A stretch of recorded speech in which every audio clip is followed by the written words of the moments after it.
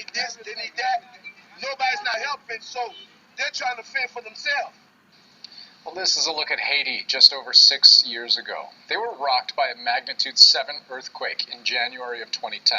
More than 100,000 people died, and those who survived had a lot of pieces to pick up. Hospitals were reduced to rubble, roads ripped apart, communication cut off, and the rebuilding has been slowly taking place ever since. But helping move that effort along, a group of iron workers from all over British Columbia. Now, they traveled to Haiti to lend their skills and were specifically helping to rebuild a trade school that had collapsed.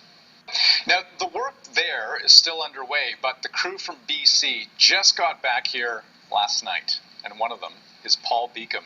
Good of you to join us here. Nice to meet you. So you just got back last night from half a world away. What was it like being there? Haiti? Yeah. It was different. It was like a third world country, a lot of garbage and a lot of poor people, no proper cleaning, drinking water, stuff like that.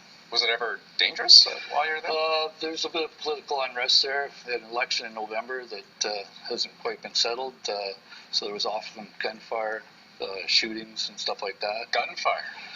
The odd bullet flying over our head. My gosh. So had you ever been in that kind of environment before? No, I haven't. Okay, and so there you are. You're helping to rebuild a trade school. Right. I mean, what was that work like? The work itself, it was hot and tedious. It was quite humid down there this time of year, but it was rewarding. Doing it for the kids in the school there, they'd greet us every morning with smiles and waves and stuff like that. So it made us feel happy to do it for them. Because the goal for you was what? I mean, what do you hope at the end of it you can say, we did that? Well, that's the goal, is that we're helping somebody that needed help, that hopefully they get something out of it, that they can help themselves to make their world a better world, and that our knowledge we could pass on to them. And we work with several Haitians down there that work with us, putting the structure together, bolting it up, and doing the decking and stuff like that. And hopefully we passed a little knowledge on to them. Did you leave there thinking that, hey, maybe there is hope here?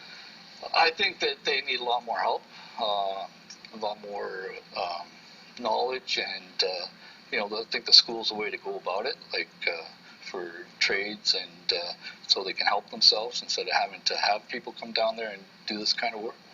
Because why did you decide to go with the crew from Well, BC? first of all, we were asked if we could do it, if we could supply the men, and working as a dispatcher out of Local 97 ironworkers, I managed to put a crew together of 6 guys that were willing to go down there and volunteer and to do the work. And I think leaving there, they all were satisfied with being able to help out in some way or another. Well, I'm trying to imagine, and I've seen from some of the pictures just what kind of an environment you would have been working in.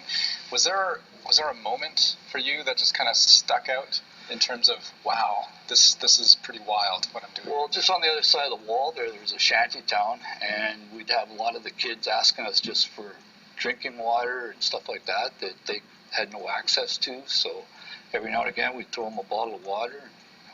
You'd be surprised how happy they were, and what they could make out of something small to us was something big to them. So I think that was the moment. Every little bit helps. Any plans to go back? If I'm asked, I'll go back in a heartbeat. Paul Beacom, nice to meet you. Thank you very much. What a great Quite story. I know. Quite a story there. Man, I was just actually thinking last week, I was sort of wondering where Haiti was at 6 years later. It has been a long road, Yeah, right? yeah. But as you just heard Paul say, he'd be back there in a heartbeat. I know, I love that. And actually teaching and passing on his skills so that they can rebuild on their own. Yeah. That's part of it. Yeah, That's very a big cool. part of it. Yeah. Hey, folks, thank you so much for joining us here. Your next local news, 11 o'clock p.m. See you there. Good night.